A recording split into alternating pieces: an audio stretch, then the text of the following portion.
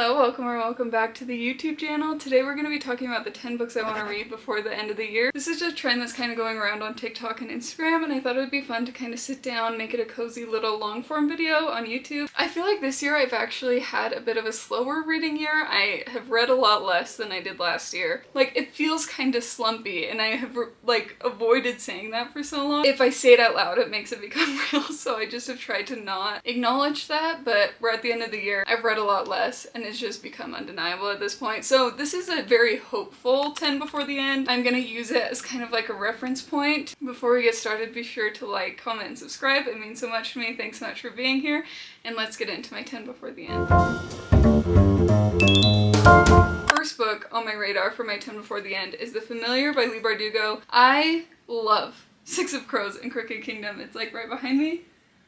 And I'm currently reading Hellbent. As far as I know, this is kind of like a gothic, dark fantasy, but it's not as fantasy forward and it's more lit-fic forward. So it takes place in Madrid, and I think it's a little more of a historical fiction. And fun fact about this book is I actually got it signed.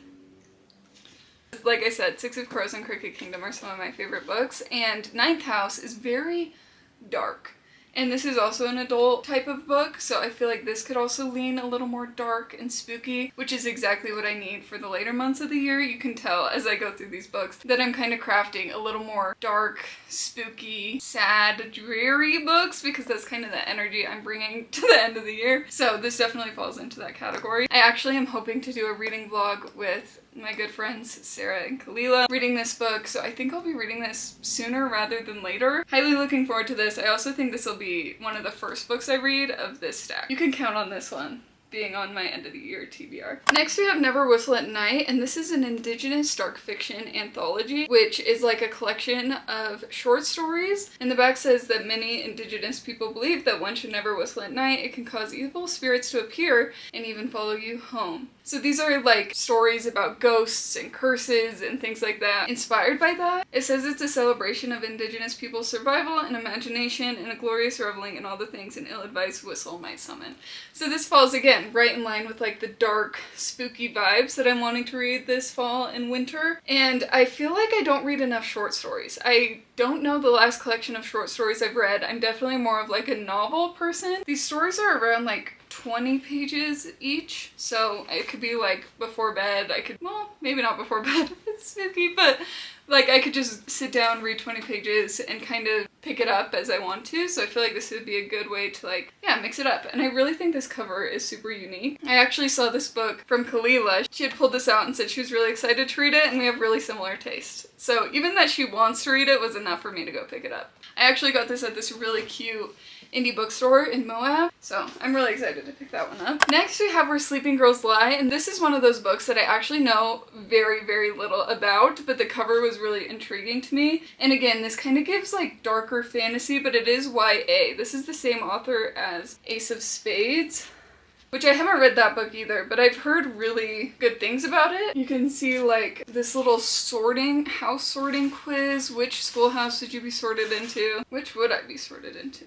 In school life, are you more on sporty, artsy, STEM academia, or hating school? I would probably say I'm more sporty. I really like academia, but like growing up, sports were my main thing. Would you say that watching sports is your main favorite hobby? No.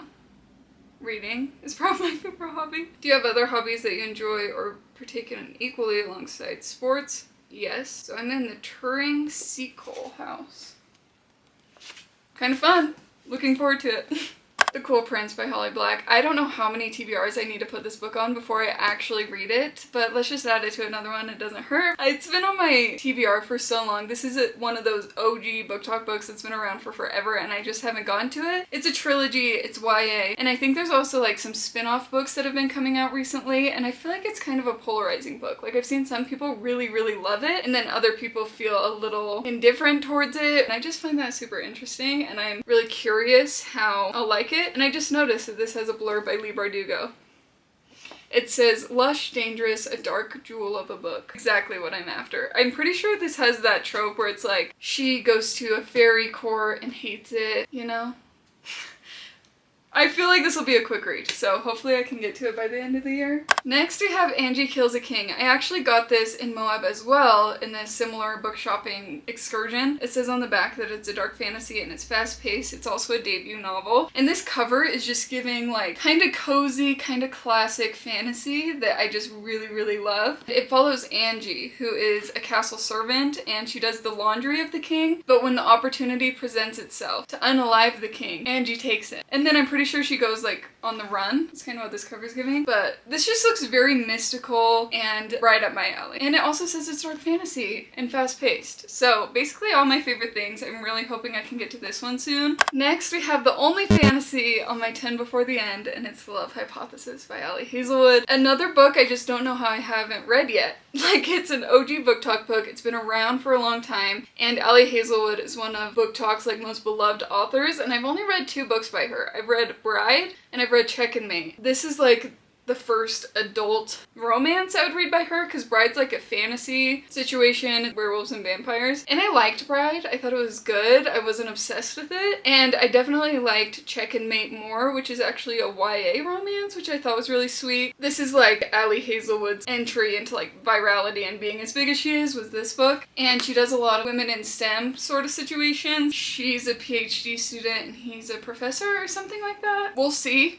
I want to read it because that movie's coming out and I feel like everyone's read it, and I just got this like last month secondhand, and so I'm really hoping I could get to it soon. Before the movie comes out. I'd definitely like to read this first. Now we're going into more literary fiction. We have My Friends by Fredrik Backman. Fredrik Backman has just been the cause of so many of my tears recently that why not do it again? Beartown trilogy, I just finished The Winners very recently. I had a reading vlog finishing that book. It just changed me. Like, Beartown is one of my favorite literary fiction books, and it's like a trilogy as well, so it's just so much heart and nostalgia and commentary about the human experience, and it's just very real and raw and sad and kind of dark sometimes.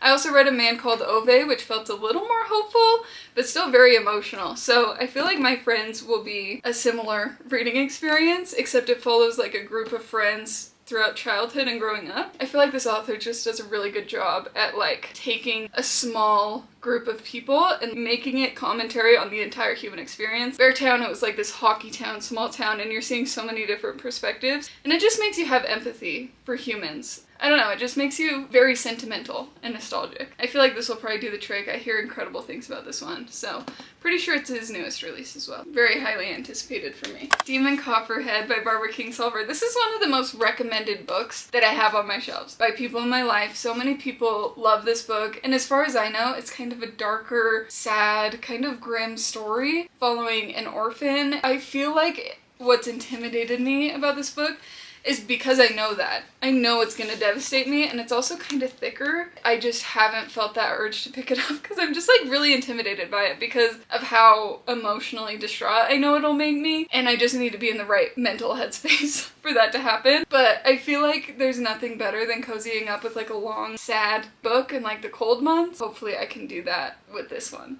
Bright Young Women by Jessica Knoll. This follows a group of sorority girls when a serial killer is terrorizing people kind of around them, and one of their friends goes missing, and I'm pretty sure that serial killer is Ted Bundy, but it's not named throughout the book, and it's kind of decentering him from the story and recentering the victims. I feel like this is more thriller, kind of tense, maybe historical fiction vibe, so really looking forward to this one. And finally, you'll notice this is actually book number 11, but all those 10 books were fiction. And so we have a little bonus non-fiction book called One Day Everyone Will Have Always Been Against This, and I feel like this title just in and of itself tells a story, and this cover just really, and the title just really drew me in. It's basically commentary on the genocide in Palestine, how the West fails. Let me just read you the inner flap. This is from award-winning novelist and journalist, and it comes of powerful reckoning with what it means to live in a West that betrays its fundamental values. This author is an immigrant himself, and so he has perspective. In theory, one of America's standards is justice for all, when really there's been so much devastation and hardship where it hasn't really stood for that. that's one day everyone will have always been against this.